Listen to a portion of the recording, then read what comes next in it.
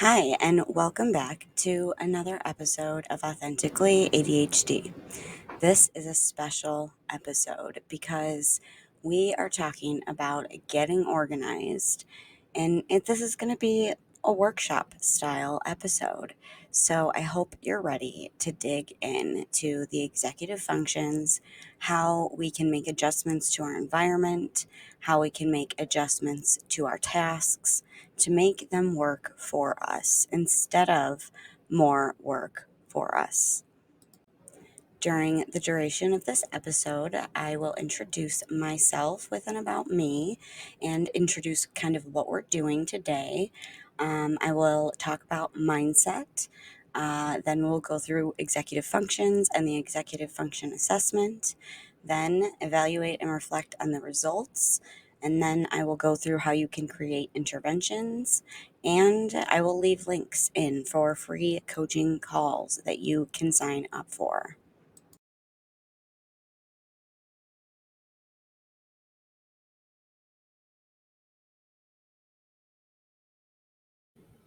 Getting organized is really difficult when you have ADHD, especially during times like right now. You might be transitioning to go back to school, or like me, you might be transitioning to go back to work, as I am a teacher. And it's really important to start priming your brain to get it ready so that the transition's easier and so that while you're going through the transition, you're able to easier manage your emotions, regulate your attention, and control your impulses a little bit easier than when, we don't practice these things. For example, about 2 weeks before work started, I started changing my bedtime routine and making it earlier because it can't be what it is in the summertime because I am staying up later and I need to get up earlier during the school year to do the things that I need to do to be ready for the day in order to manage myself and my ADHD throughout the day and be the best teacher that I can be. So, first, I'm going to take you through an executive functions list.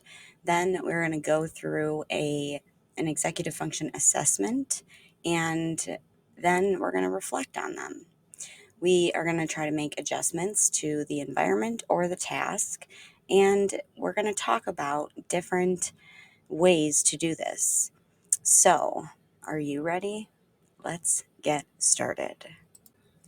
A little bit about me, the podcast host of Authentically ADHD. I am Carmen Iris. I am the CEO of Authentically ADHD Coaching with Carmen. I am a certified life coach. I'm a early childhood special education teacher, and I'm the host of the Authentically ADHD podcast. I created this space to inform and educate more people about ADHD. It's not an attention regulation disorder. It's a regulation disorder. It doesn't just have to do with attention. And my goal is to reach as many ADHDers out there. As a late diagnosed ADHDer trying to make her way through life, I am here to share the latest research with you, help you along your journey, and hopefully make some friends along the way. So let's get started.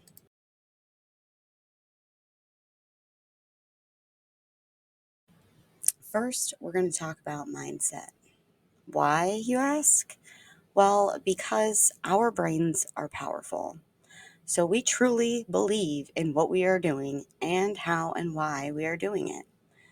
Because situations cause thoughts, whether they're conscious or unconscious. Those thoughts elicit emotions. Those emotions drive our action or inaction, which takes us to our results. So, if you come to a situation and your thought is, I can't do this, your emotions are going to be negative, most likely. Think about it. I can't do this. There's not enough time. I'm never going to be able to get this done. How am I going to do this all? Who do I think that I am trying to do this?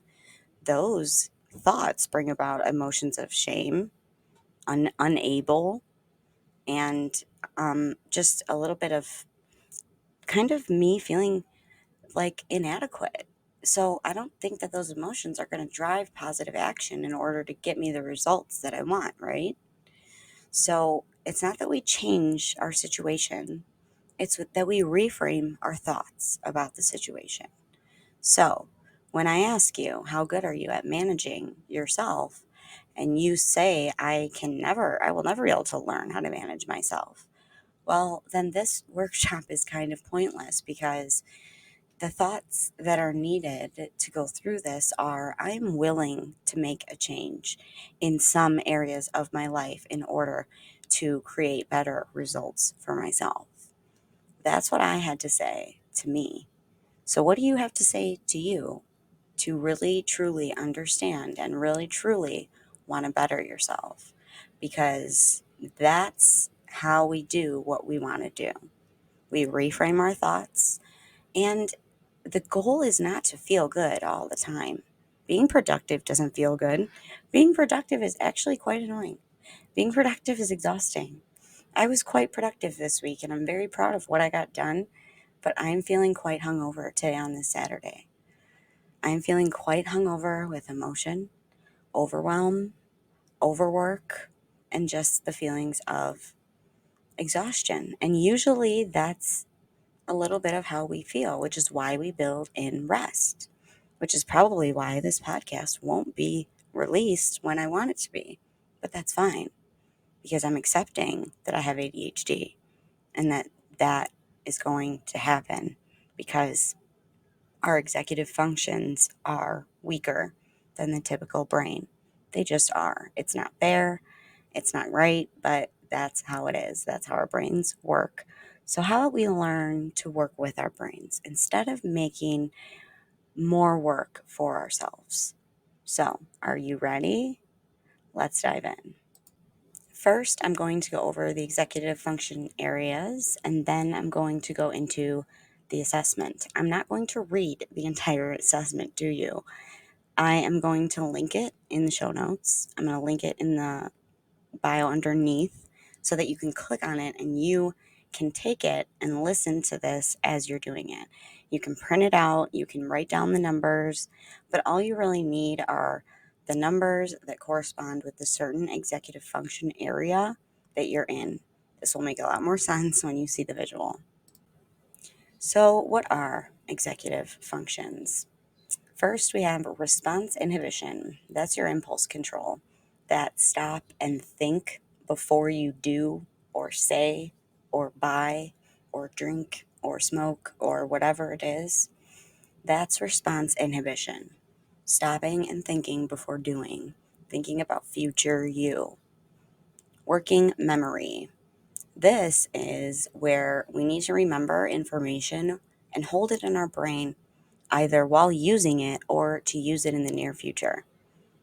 It doesn't work well in our brains. This is why you go downstairs or go upstairs or go into a room and you forgot why you went in there. Emotional control.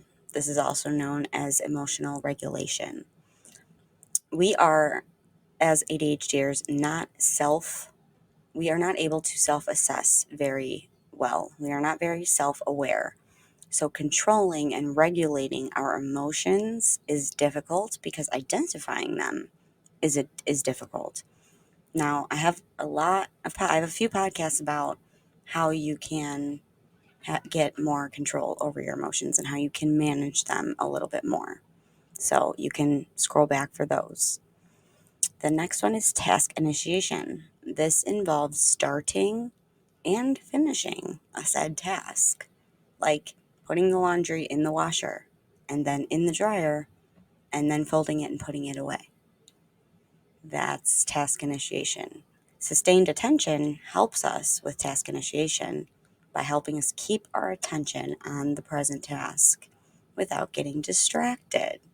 How many of you have issues with distraction? Yeah, me too.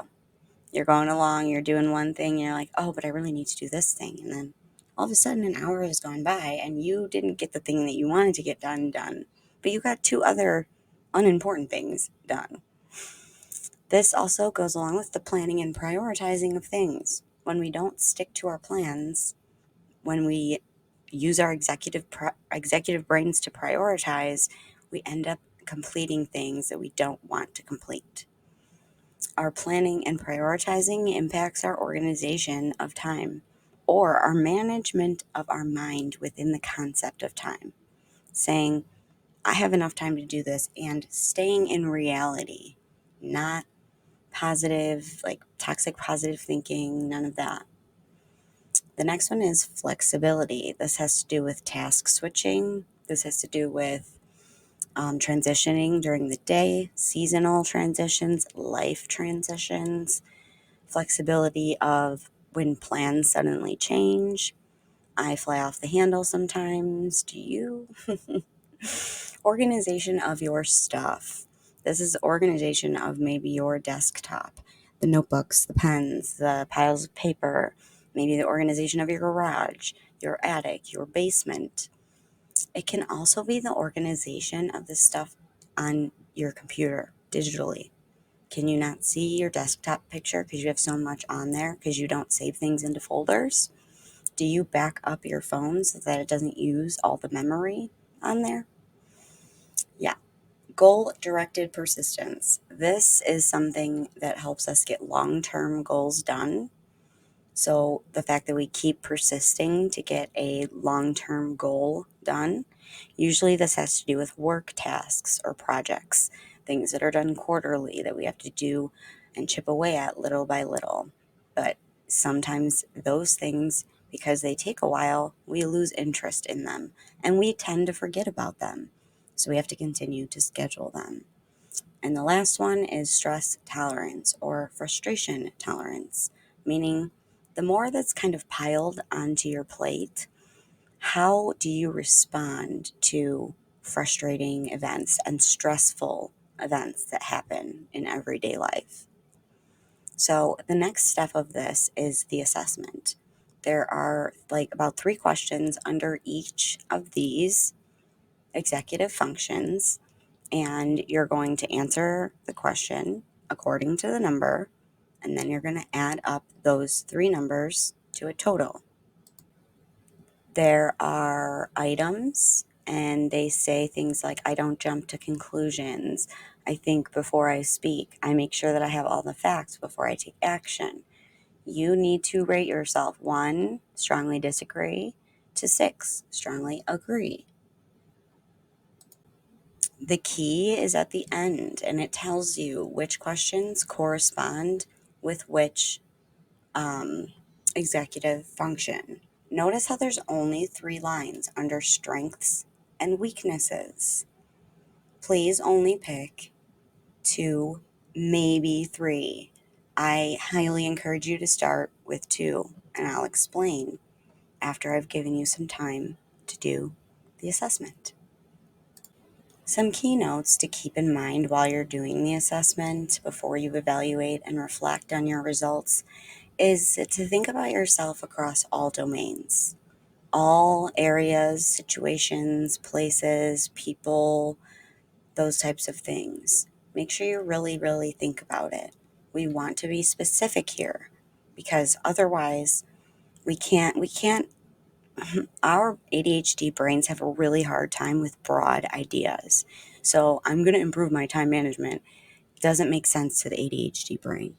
We have to put it out into steps, and we have to know that our brain's going to resist it and that we need to troubleshoot with those emotions. We need to shift and we need to reframe our thoughts so we can use a different fuel of emotion to drive a better action to create the results that we want. All right, time to reflect. First, I love to reflect on your strengths. What are you good at? Did you have any aha moments? How do you use this skill at work? How do you use this skill at home? How important is this skill to you? And take a minute to celebrate yourself in where you are strong. Because all of us have strengths and weaknesses or places that we can improve. But it's important to celebrate your strengths because our brains have that negativity bias. So please celebrate your strengths first, then move on to the how can I improve? How do these 2 or 3 skills affect you at work or at home or both? How important is this skill? This question will help you constrain down to 1 to 2 and maybe 3 if you really want to challenge yourself, skills to improve on and to create intervention action plans for. Can you change the task or environment to enable you to utilize this skill more or in a better way? Really think about this as you're picking them out. As an adult with ADHD, you are going to have a really hard time estimating what you have the capacity to do. It leads us to believe we can do more than reality allows. So you need to please, please, please stay grounded in reality. We cannot choose to fix 6 different areas of our brain. It's just not how it works. So the ones that I am working on right now are task initiation and working memory. So think about ways that you could maybe use things, ways you can. For me, for task initiation, I do a lot of changing of my task. I change where I do it. I change the way that I do it. I change the time of day that I do the task in order to help me start it. I also use motivators, things that I know will get me motivated. For working memory, I've started writing things down and putting them in my phone randomly and literally just on my phone on a day so that I remember to even just put it in my calendar at the right time on the right day. Because otherwise, I overbook myself. I just did this last week. I overbooked myself. I missed a doctor's appointment and a coaching call because I overscheduled myself. And I didn't account for the extra hours at work and so on and so forth. So please stay grounded in reality and remember that intervention and action plans like this are ways that we self-improve and stay lifelong learners. This is how we can improve ourselves in our personal lives, just like you may do at work. This word intervention is scary. I know. It does sound like intervention, like, no, we're not addicted to drugs. I'm not putting intervention on you. Think of it as an action plan, something we're going to put in place to help you. I also have this sheet for you to print. This will also be linked down below, and you'll use this one sheet for each executive function that you scored low in and that you want to improve. Again, I repeat here that I suggest that you pick 2 to 3. We do not have the capacity to do much more. If you have a full-time job and children, I suggest you pick 1. If you have a full-time job and no kids, you can maybe do 2. If you are at home right now trying to get a job, maybe you can pick 3, but you need to just really make sure that you are picking the 2 that are the most important. Also, make sure you are as specific as possible. What are you doing? Where will you be doing it? When? What time? And why? Define what done looks like. What does done look like? What does it look like to improve this skill?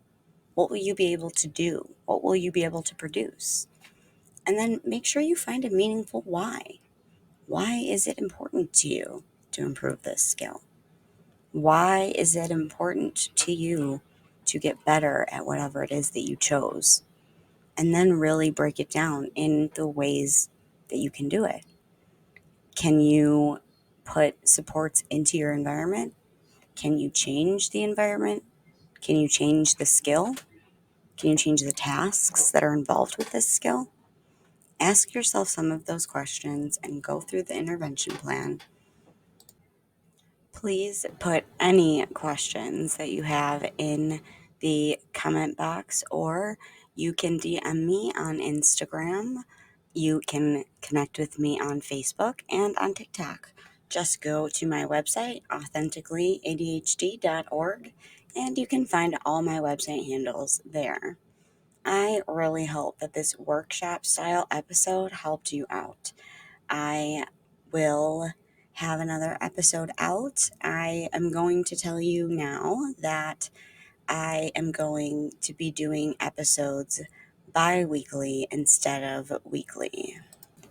After assessing my own executive functions and assessing and reevaluating my own capacity, I'm learning that during the school year, bi weekly is what I can do. In reality, it's what I can do to put out the best episodes that I can for you guys. So instead of weekly, my episodes will now be bi-weekly. As always, stay authentic, and I will talk to you soon.